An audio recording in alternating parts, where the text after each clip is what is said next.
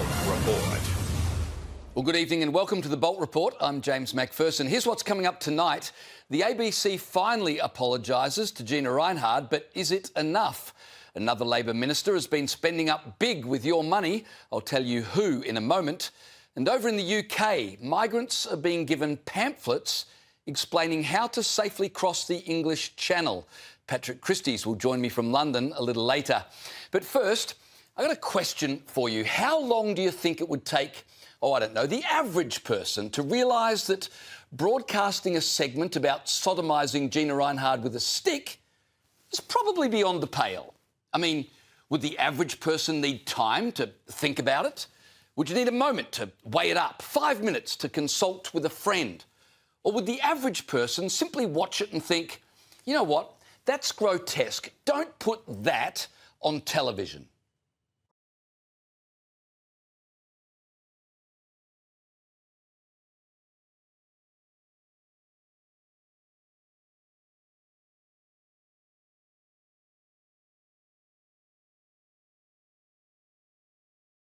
But I suppose the people running the ABC, the people who put that segment to air, aren't your average people. Sadly, they seem to be well below average because it took them 18 days, almost 3 weeks, to finally belatedly issue an apology to Gina Rinehart. 18 days is a long time consulting your conscience. Perhaps I'm being unfair. Maybe it only took a moment to consult their conscience. The 18 days were spent finding it. ABC Managing Director Hugh Marks this afternoon issued an apology that bizarrely began by noting the ABC had nothing to apologise for. Have a look at this. While the Ombudsman has found that the film did not breach the ABC's editorial policies, the ABC acknowledges the episode has fallen short of community expectations. So the ABC hasn't said, we were wrong, a segment on Race Around the World that fantasised about the sexual abuse of Australia's richest woman was disgusting and should never have been broadcast. No, they haven't said any of that. Instead, the ABC has said, you know, technically speaking, it wasn't that bad, but of course, community standards being what they are, fell short of community expectations. When you think about it, that's actually quite the admission, isn't it? The ABC finally acknowledging that the Australian community has higher standards than they do. So, after making it clear the ABC had nothing to apologise for, but that they need to apologise because, well, apparently the Australian public has no sense of humour when it comes to sexual abuse of women, Hugh Marks writes this. The ABC apologises to Mrs Rinehart and to anyone else affected or upset by the publication of the film. Note the careful wording. Not we made a mistake, not we were wrong and we're sorry, just sorry if Mrs Rinehart or anyone else for that matter was upset. It raises the question, doesn't it? If it takes 18 days for the ABC to issue an apology, how many days would it take for the ABC to issue a heartfelt apology? Because in my view, we're still waiting. Having gotten the apology out of the way, ABC Managing Director Hugh Marks continued, as part of our review of this matter, we've considered whether the guidance in the ABC editorial policies adequately reflects community expectations. There's that reference again to community expectations. It's starting to sound like community expectations are a bit of a bummer for the ABC. But Hugh Marks is correct. I think it's fair to say there is an expectation within the community that our national broadcaster won't put graphic descriptions of sexual violence to air as entertainment. Call the Australian community a little stuffy. Hugh Marks' statement continued, the ABC will amend its guidance as it applies to violence. Well, I can't wait to read the amendment. Note to ABC staff. Don't joke about sodomising women. And if you think I'm joking, have a listen to Hugh Marks on the ABC this afternoon. Looking at the standards, they felt that the work didn't contravene the standards. And looking at the standards, I can understand why they made that decision. So that's why we've had to really assess, what we do out of this, and we're changing those guidelines. So ABC producers looked at ABC standards and found nothing in those standards that would prevent them from putting to air a description of Gina Rinehart being sodomised. Well, the good news is it won't ever happen again, because they're going to write into the fine print of ABC standards that, you know, rapey stuff is a no-go zone, just so the ABC staff will know. And the change, I think, will reflect the fact that no individual should be the subject of comedy that is violent in its description in our programming. Well, what does it say about ABC staff that you have to have that written in your guidelines? Are they that devoid of discernment, that lacking in judgment, that bereft of conscience, that anything goes unless there's a caution in the guidelines? I think the ABC has to hold itself to a higher standard, and I think it's really important we make that change. When you define a higher standard as not putting to air calls for the rape of prominent women, you have to wonder. In his written statement put out this afternoon, Hugh Marks wrote, "The film has been edited on the ABC platforms to remove the relevant material." Once again, note the insipid language. They're not removing the abhorrent material. They're not removing the deeply offensive material. They're removing the relevant material. Now, this apology of sorts came on the same day that the ABC's independent ombudsman, Fiona Cameron, found that, and I quote, "While some viewers may have found the depiction of the assault of Mrs Rinehart confronting, it did not alter the overall conclusion that a reasonable audience member would be unlikely to understand the comments as a genuine endorsement, encouragement or threat of violence." Yet you have to laugh when those at the ABC, including their independent in-house ombudsman, opine on what a reasonable person might think. How would they know? I can't believe the ombudsman wrote that, quote, "Some viewers may have found this segment confronting." Oh, the petals. No, ABC ombudsman, it's not that some viewers may have found it confronting, it's that most viewers would have found the segment disgusting. Not the ombudsman, it seems. She found that, quote, "The punchline of the film is a hyperbolic joke." Great. So now we have to explain humour to those at the ABC as well as decency. The ombudsman added this: "The remarks did not draw upon gender-based stereotypes, nor were they framed in terms of hostility towards women as a group." Well, that's a big tick for the ABC. I mean, the segment didn't call for women as a group to have their buttholes penetrated by sticks, only Gina Rinehart. Honestly, somehow that makes it better? Let's be honest. The ABC's apology was about as meaningful as a get-well card from an undertaker.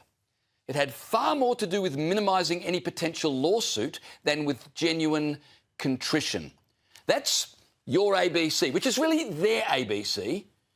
You just pay to be insulted and treated like an idiot. Well, another day, another Labor politician spending big with your money. And for what? Energy Minister Chris Bowen's travel expense report for this financial year has been revealed, and it shows taxpayers were slugged more than $375,000 for the jet-setting minister and his entourage.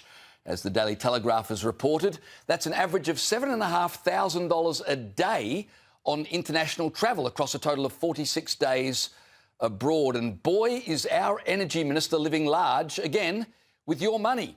Bowen recorded a 6-day tour of Denmark, Finland and Singapore in May that cost an eye-watering $45,000. Must have been nice. And then he spent another $42,000 on a 6-day trip to Germany and Singapore. That was in June. Taxpayers were billed almost $7,000, so the minister could spend one night in New Zealand last year, $7,000 for one night. He spent 11 days in Brazil and Chile, costing us $79,000, and another $118,000 was spent on a 9-day trip through the United States.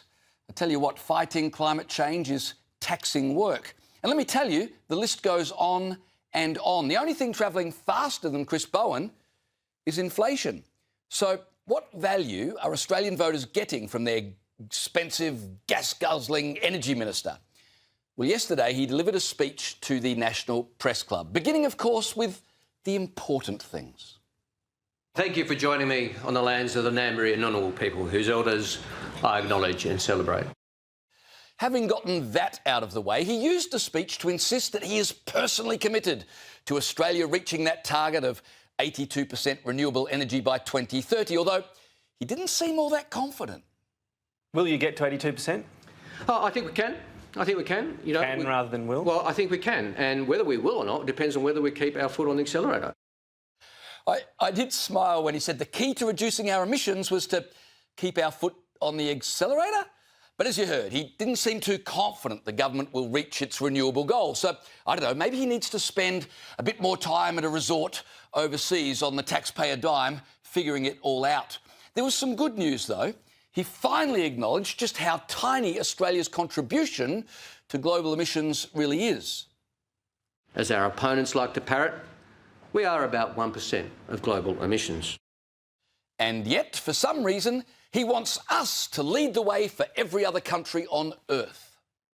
But this year, Australia is stepping up to play a broader role as President of negotiations for COP31, enabling us to guide and steer the conversation around 90% of the world's emissions.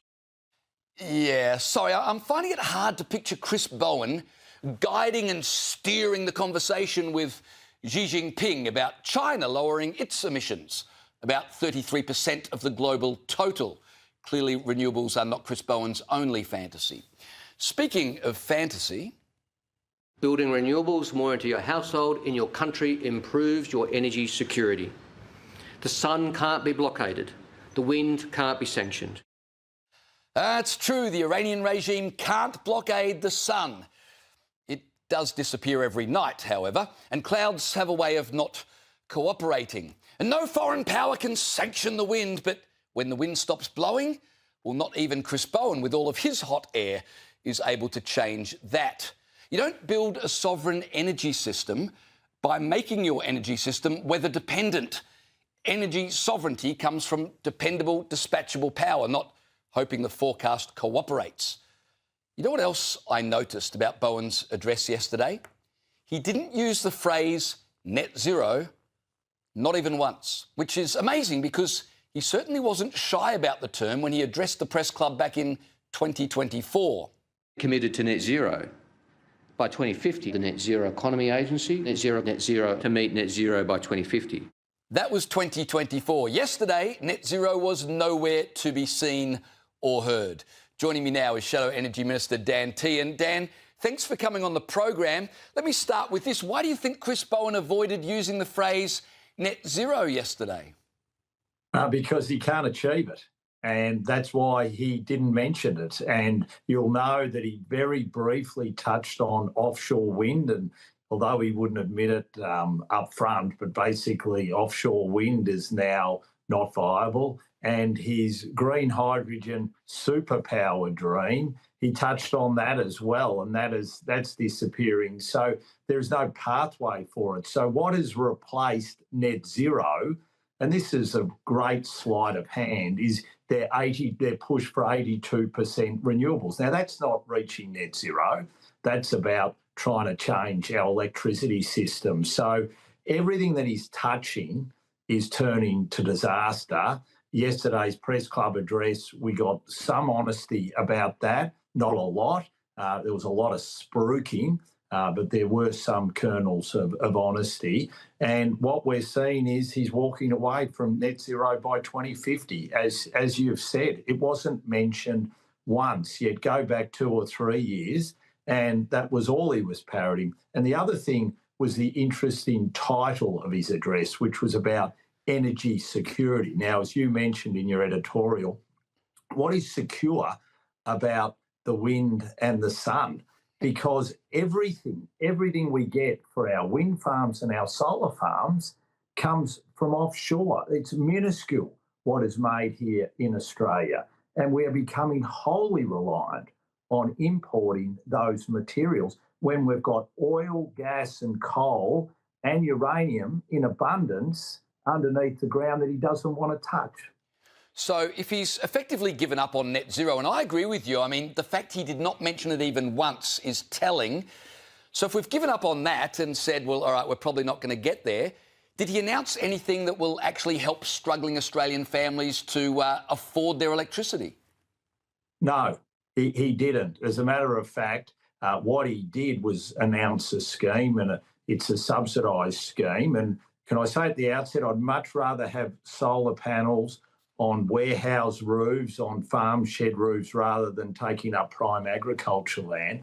But once again, the scheme, the expanded scheme he announced there, our worry and our concern is what will it do to the network and what will it do to network costs? So it could actually make it worse when it comes to energy affordability in this nation. Chris Bowen making things worse? You're kidding me, aren't you? We've had recent surveys claiming 1 in 4 people are going without cooling or heating because of affordability issues. We've also had an energy expert tell us we should consider occasional power outages as a way of curbing costs. So what's Chris Bowen actually doing to fix any of this? Was there anything he said that gave you hope maybe the government might be able to rectify the mess they've created? Well, sadly, there wasn't, James. I wish there was, and I wish I could report to your viewers that there was. I mean, all we heard was the typical ideological rubbish. I mean, coal, he said, is no longer a firming or a baseload power. Now, I don't know what planet he's on sometimes, because the Queensland state government have just said they want coal to last through to the mid-2040s at least. New South Wales are in negotiations with their coal-fired generators, and even Lily D'Ambrosio, an ideological fellow traveller who, fortunately for Victoria, has just been removed from her role, but even she had secret deals with the coal-fired generators here in Victoria to keep them going. So I don't think there was anything there, sadly, apart from him admitting that his green hydrogen superpower dream and offshore wind, it looks like that they're now off the table. There was nothing else to write home about. What did you make of Chris Bowen's $345,000 travel bill? Is any of that necessary? And I mean, if you win government, you will be the energy minister. Do you think you'll need to fly that much? No, I don't think I will, and I especially won't need to fly that much if all I'm focused in is reducing emissions, because it's hard to see how all that flying in any way has reduced emissions. I mean, what we wouldn't mind is if he was doing this travelling and it led to more affordable energy in this nation. I think we would all say, you know, hallelujah. I mean, he was in the US 9, 10 or 11 days. Was he over there signing a deal to sell them our uranium?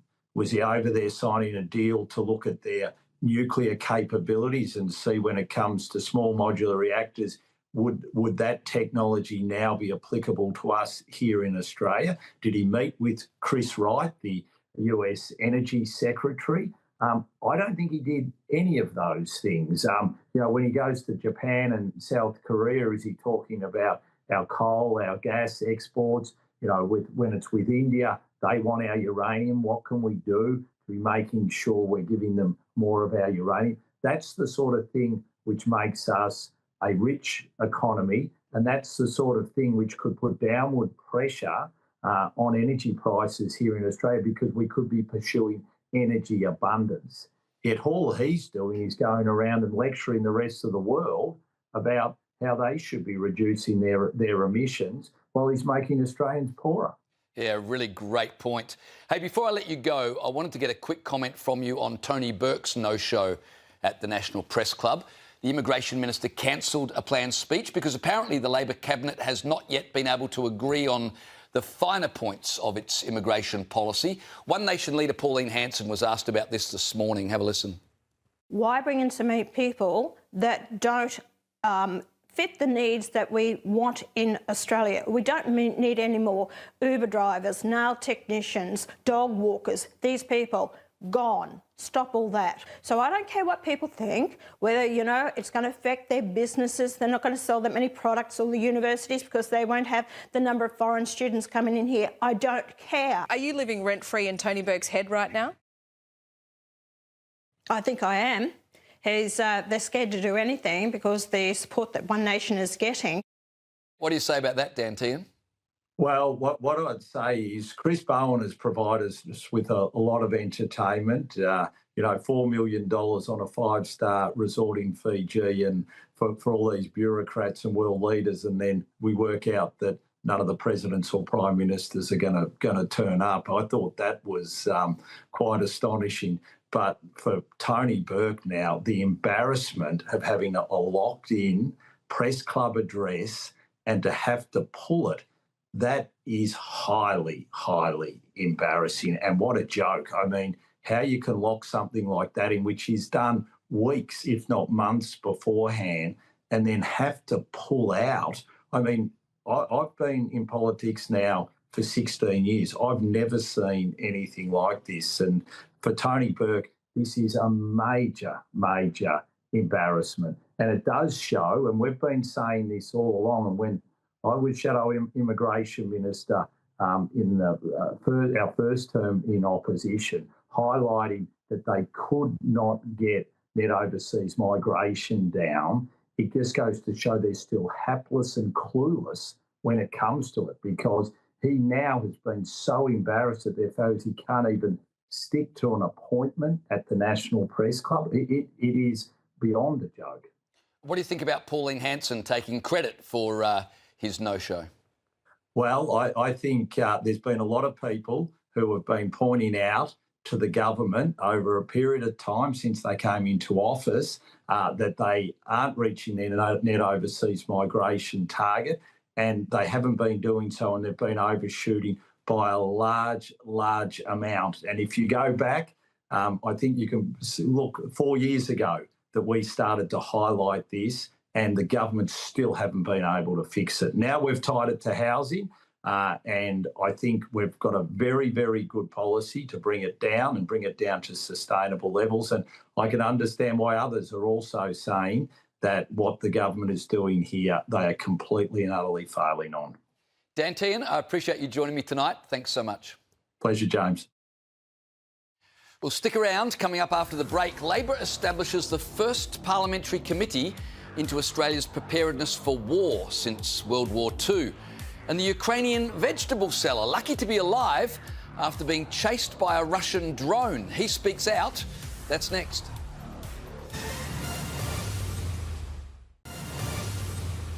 Welcome back to the program. There's a peculiar psychological condition spreading through the country. The more aggressively Chinese Communist Party behaves, the less worried many Australians seem to become. It's almost as though repeated acts of intimidation have been reclassified as a kind of cultural exchange. Newspoll last month found concern about the threat from Beijing is actually falling. Never mind that the Chinese military conducted live-fire exercises off Australia's east coast.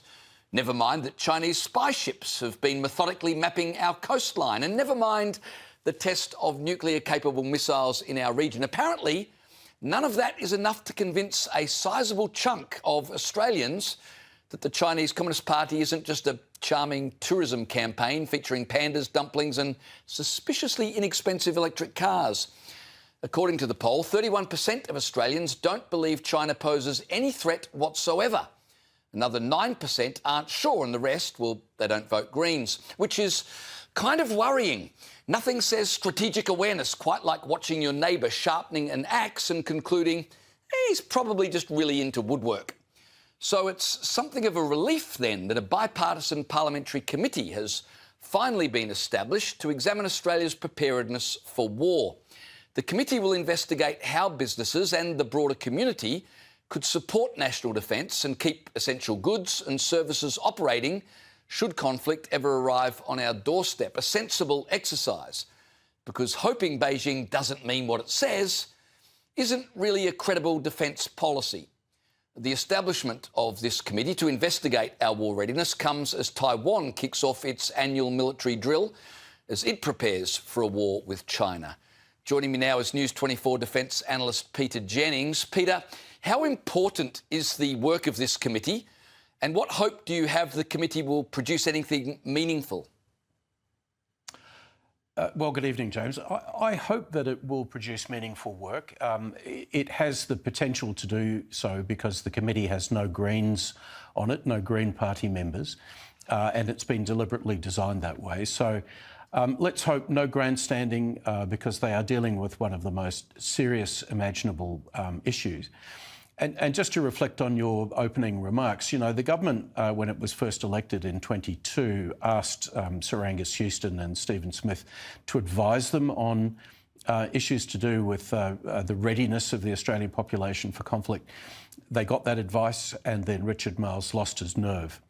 And nothing was ever made public. It's taken them 4 years to get to the point that they're even prepared to let a parliamentary committee have this discussion. So I wish it well. I will certainly make a submission to it, and I hope we can, for the first time, get a serious discussion going about what Australia needs to do. Well, Russia's war on Ukraine has escalated beyond the two countries' borders. Moscow is thought to be responsible for a drone loaded with explosives found at Germany's Leipzig airport, a key military transport hub used by the German army and NATO allies. The drone was spotted trailing a Ukrainian cargo plane on one of the runways. Flights were grounded for hours while a bomb disposal unit worked to disarm the detonator. Peter, if NATO responds to this, they risk escalating the conflict. But if they don't respond, they communicate weakness. And we know what authoritarian regimes do when they sniff weakness. Well, the first thing they need to do is look at the security of their airports, because what I've seen of this incident was that it was a small quadcopter. That means to say something that was most probably being manipulated by hand by a first-person view individual, perhaps no more than a few kilometres away. Clearly there was a lapse in security at that airport. And I think the message for all European countries is you have to be beware. You know, Russia is in some respects intent on expanding this war with Ukraine into other countries, and things like infrastructure security, airport security, they're all going to have to look urgently at how they can do those things more effectively. Well, the drone attack in Germany comes less than a day after this disturbing footage emerged of a Ukrainian vegetable stand owner being hunted down by a Russian drone before it exploded beside him. Clearly a war crime. Today, the 52-year-old victim, who suffered a concussion, blast and trauma and shrapnel wounds to his back and legs, he spoke about the terrifying ordeal from his hospital bed. Have a listen. My wife started running and it began turning at us. I was trying to show it, look, it's just vegetables, there's nothing here. But then it started coming straight at me. So I started running. But where are you supposed to run to? A bomb shelter? It's terrifying, of course. It's terrifying. Peter, we've gone from drones attacking tanks to drones chasing civilians around vegetable stalls. The modern warfare really has been completely changed by the advent of drones, hasn't it? Well, drones plus the savagery of the way the Russians have been fighting this battle for many, many years now. I mean, this is particularly appalling, and I think all countries that believe in supporting the laws of warfare should be complaining to the Russians that this is completely unacceptable. The other thing it tells me, James, is that the Russian military themselves are despairing. They have been fought to a standstill over the last 12 months or so. I don't think one can say at this stage that the Ukrainians have won the war, but you can say quite definitively that the Russians are not going to be able to achieve any more than they have done already. And so Ukraine is in a stronger position now than it was 6 or 7 months ago. And I think the Russian military is despairing. When you're down to chasing clearly non-combatant grocers, you've kind of given up on purposeful military tactics. And I think that's where the Russians are at this point. The Ukrainian vegetable seller said he was waving garlic up at the drone, which clearly would repel Dracula, but not a Russian drone. Is this an example of Russia using drones to psychologically terrorise Ukrainian civilians? Is that their objective in doing something like this? Well, I think it reflects a sort of hopelessness on the part of the Russian military that they're not achieving their objectives, and so they've just got angry and now they're going after civilians. They've been employing these sorts of terror tactics by bombarding clearly non-military targets, just civilian cities and villages for years. And it has become quite true that on the battlefield, for the militaries, the mere sound of a drone is enough to get people diving for the trenches. So there has become a psychological warfare element of that in terms of the actual combat. It I think reflects ultimately the fact that the Russians feel they're not losing, so they're kind of behaving in a retributive way to attack civilians rather than go after proper military targets. Absolutely incredible. Peter Jennings, thanks for joining me tonight. All right, stick around. Coming up after the break, former ABC host Antoinette Lattouf reacts to the ABC's vile Gina Reinhard skit, and Victorian farmers face huge fines for refusing transmission line workers access to their land. We'll get into all of that with my panel after this break.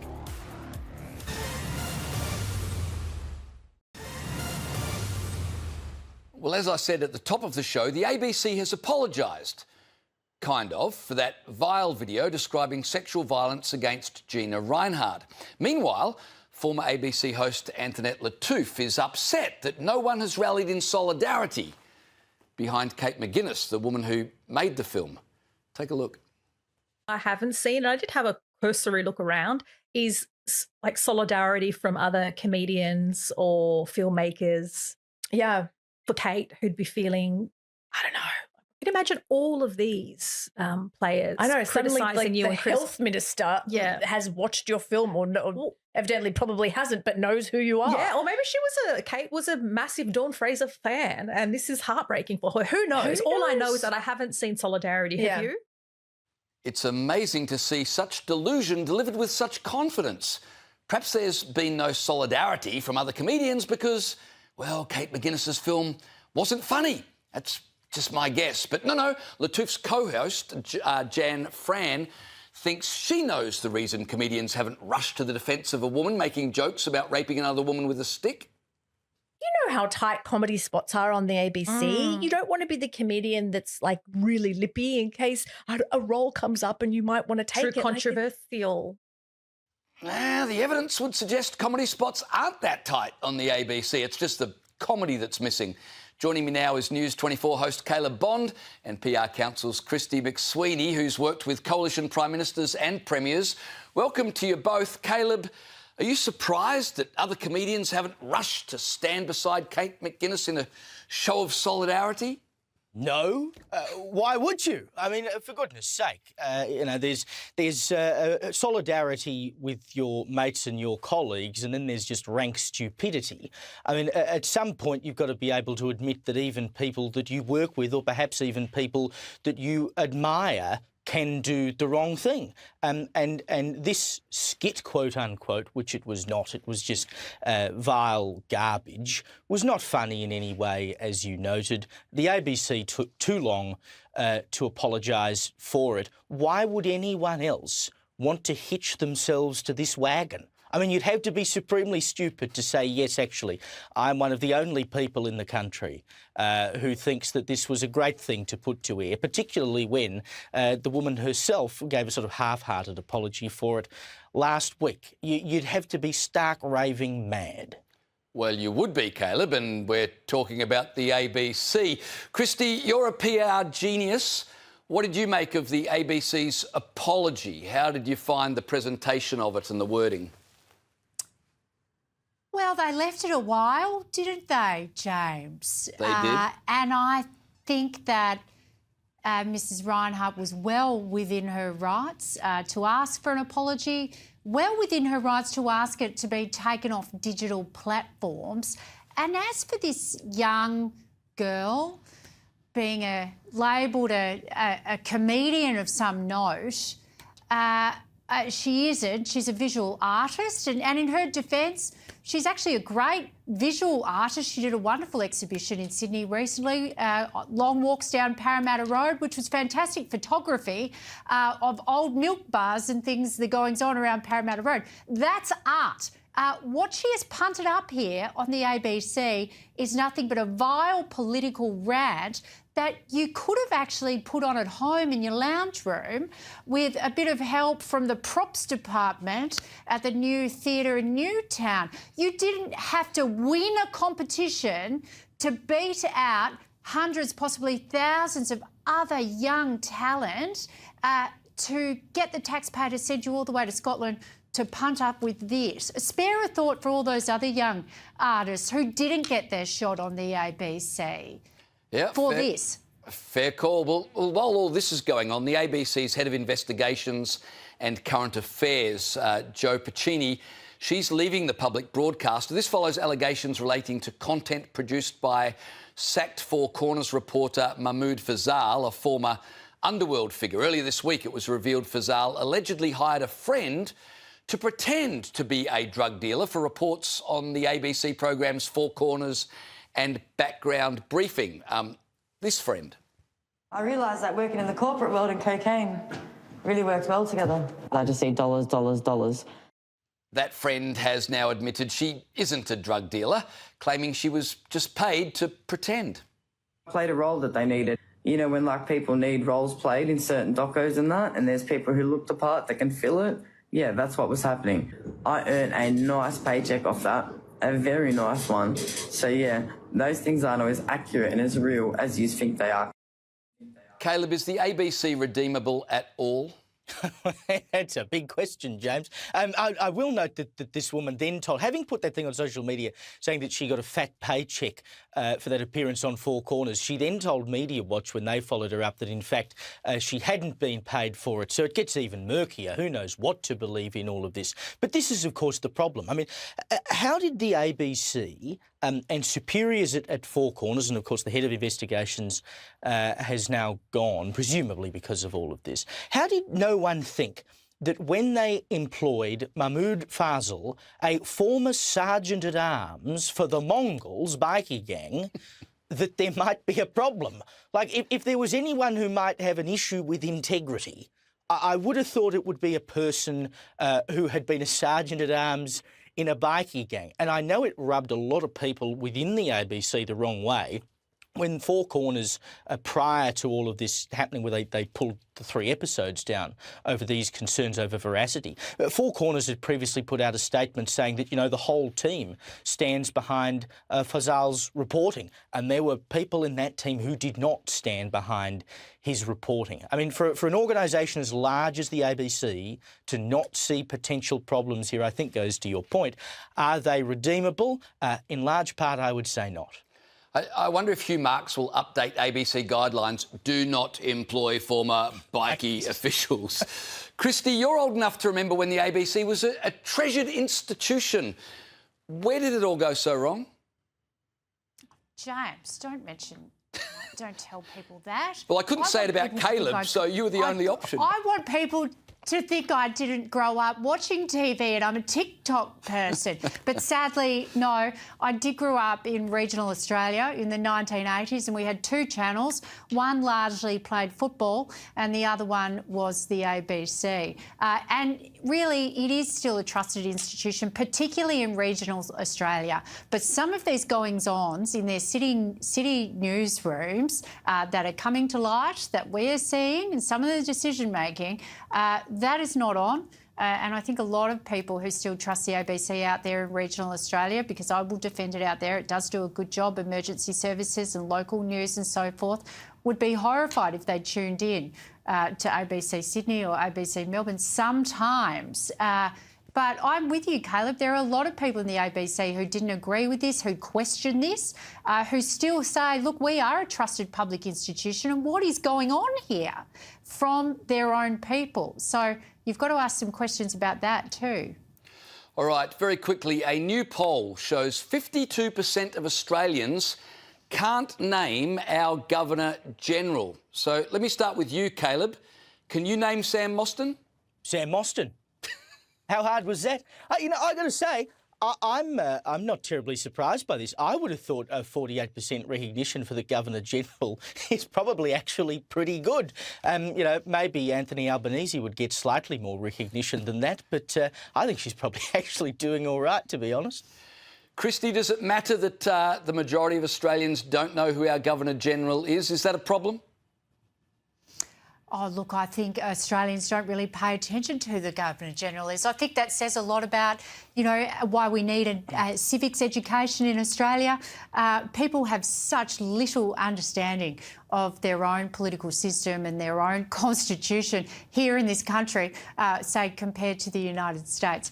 We need to do something about that. I'm with you, Caleb. I think that's a really high figure. And, of course, if they polled people here in Melbourne, they do know who Sam Mostyn is, because she was a commissioner of the AFL. I think she's got high name ID in Melbourne for that, rather than being the Governor-General. But, you know, different strokes for different cities, I guess. She's probably better known than Ben Carroll. Well, she probably is. Before I let you go, Christy, you raised an excellent point. I want to put this to Caleb. Would you rather be the Governor-General or a senior AFL official, Caleb? Today, I'd probably rather be the Governor-General, and I'll have more to say about that later. Very good. Of course, Caleb will be hosting Paul Murray Live at 9 p.m. Make sure you don't miss that. Thanks to you both. A delight to chat. I appreciate you joining me.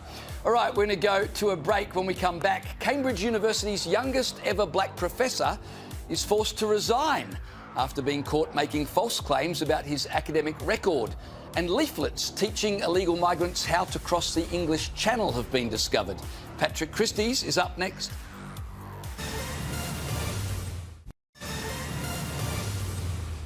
Welcome back to the program. Now, do you remember this guy, the shining star of Britain's Cambridge University, its youngest ever black professor, who the left claimed was a victim of racism when he was accused of plagiarism and embellishing his academic record? Well, Professor Jason Arday is now former Professor Jason Arday, resigning with immediate effect just hours after Cambridge announced it was investigating him following reports he falsely claimed to have published a book. Joining me now is GB News host Patrick Christie's. Patrick, this was someone the left hailed as a darling of DEI, but it seems it was all too good to be true. This story has got Netflix series written all over it. So this is, I think, Britain's biggest Walter Mitty. He claimed to have appeared on a television show that aired 20 years before he was born. He said he wrote a book that turns out was never published. He claimed he couldn't talk until he was 11 and couldn't read until he was 18. He claimed he ran 600 miles in 6 days, which would have made him an elite world-class athlete. He claimed he raised millions of pounds for charity. It turned out there was actually several hundred people, I believe, who contributed towards that. He claimed he was a visiting professor at Glasgow University. No record of him ever being there. Visiting professor at Ohio University in the States. No record of him being there. That paper that you just mentioned there turned out was quite heavily plagiarised. I'm quite surprised that actually he didn't claim to be the first man on the moon, was there when Martin Luther King was shot, or won the World Cup for England in 1966. But he was held up, you rightly say, as this poster boy for diversity, mostly, it must be said, by white liberals who were absolutely desperate to appeal to their liberal mates. Oh, look at this person, this savant that we've found here. But he seems like an absolute fraud. He resigned last night. People put his resignation letter through an AI checker and it came back as 100% AI generated, which you just have to admire at this point, I think. Sorry, I had seen on social media that there were people suggesting his resignation might have been written by AI, but is that confirmed now, you're saying? It's more of a joke, I think, than anything else. But the point is that you can really believe it, can't you? Well, just as shocking were revelations police tried to silence the journalist who exposed this guy. They apparently told Jack Gove, he's a reporter for Times Higher Education, to stop asking Jason Arday questions because the questions were causing Arday distress. Talk to me about that. I mean, that's just unbelievable. Yeah, it's like if I robbed a bank and then the police turned up and I said, oh, you're causing me a bit of stress here, lads. Do you mind just not looking into it? It's absolutely bonkers. Yeah, so it is that. The police basically started investigating a journalist. Also, Arday had instructed a very, very high-flying law firm here. It was a kind of accusing people of racism and of causing him mental stress, etc. Because one of his excuses for this quotes-unquote plagiarism that we've seen is that he claims that he is on the autistic spectrum and he learns through mimicry. Okay, which is I mean, again, it's like, all of these kind of different protected characteristics which you're trying to use as a shield to stop actual genuine scrutiny here. But you're right.